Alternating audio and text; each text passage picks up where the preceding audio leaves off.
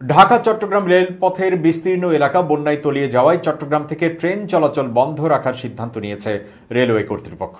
বৃহস্পতিবার দুপুরের পর এই সিদ্ধান্তের কথা জানানো হয়।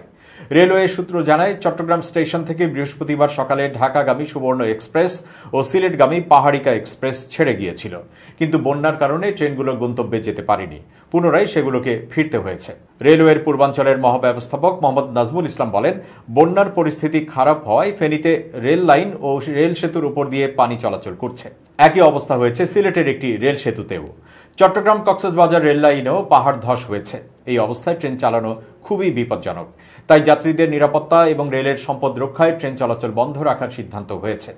চট্টগ্রাম থেকে ঢাকা, জামালপুর, সিলেট ও চাঁদপুরে প্রতিদিন 11টি আন্তনগর ট্রেন চলাচল করে। এছাড়া কক্সবাজার, নাজিরহাট, চাঁদপুর, ঢাকা, ময়মনসিংহে লোকাল ও কমিউটার ট্রেন চলাচল করে নিয়মিত।